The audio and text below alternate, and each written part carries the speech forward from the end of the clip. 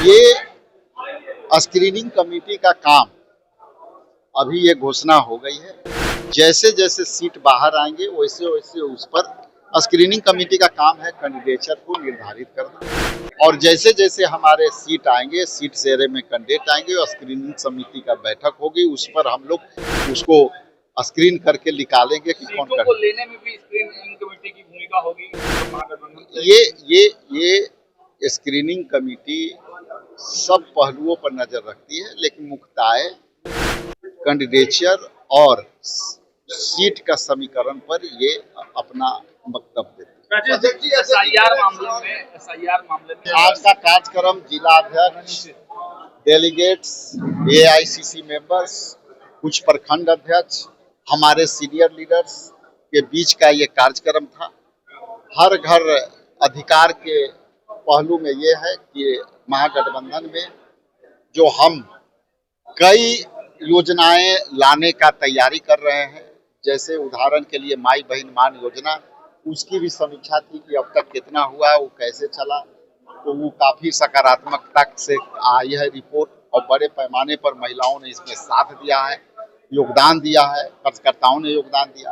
अभी 200 जैसे 200 यूनिट बिजली माफी के है, पेंशन का है, तो इस पर हम लोगों ने जिला अध्यक्षों से अब अपना रायशुमारी कर रहे थे कि उनका क्या राय है, और तब हम लोग इसको फिर विधिवत महागठबंधन के में हम लोग को लॉन्च करेंगे।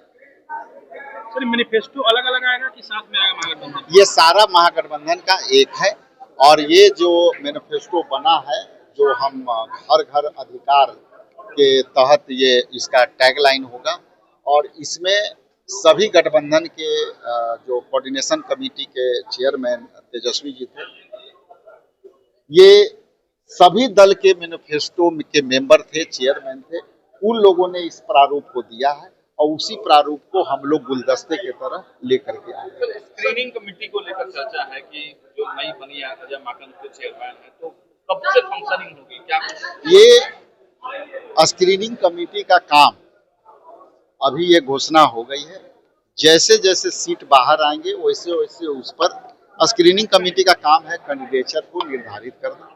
और जैसे जैसे हमारे सीट आएंगे, सीट शेरे में कैंडिडेट आएंगे और स्क्रीनिंग समिति का बैठक होगी, उस पर हम लोग उसको स्क्रीन करके निकालेंगे कि कौन को लेने में भी स्क्रीनिंग कमेटी की भूमिका होगी। तो महागठबंधन ये स्क्रीनिंग कमेटी सब पहलुओं पर नजर रखती है, लेकिन मुख्यतः कैंडिडेचर और सीट का समीकरण पर ये अपना वक्तव्य देती है। एसआईआर मामले में अभी सुप्रीम कोर्ट की सुनवाई हुई है और उसमें कहा गया है कि चलते रहेगा, वोटर डिवीजन रुकेगा नहीं, तो ये झटका है आप लोगों को? सुप्रीम कोर्ट के हर न्याय पद्धति के हम लोग पालन करने वाले हैं, इसलिए उस पर हमारी कोई टिप्पणियां नहीं है।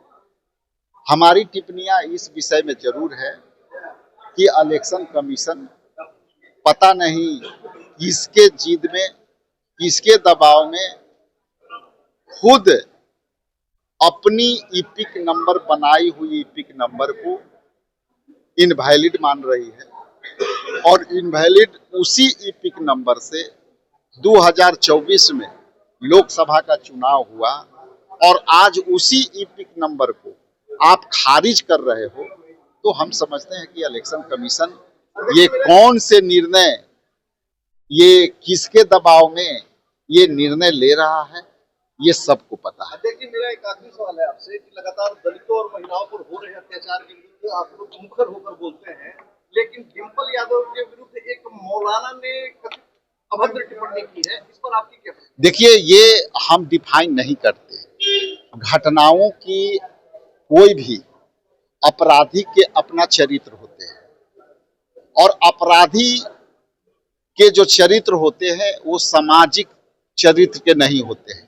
इसलिए चाहे वो डिम्पल यादव हो, चाहे कोई भी घटना करता है, अपराधी का कोई न धर्म है न नहीं किया है, एक मौलाना ने टिप्पणी किया है। देखिए, ये जो टिप्पणियां हैं वो टिप्पणियां सब समाज के लिए वो उचित नहीं है। सब समाज के लिए ये उचित है कि यदि कोई घटना होती है तो उसके साथ खड़ा रहना चाहिए।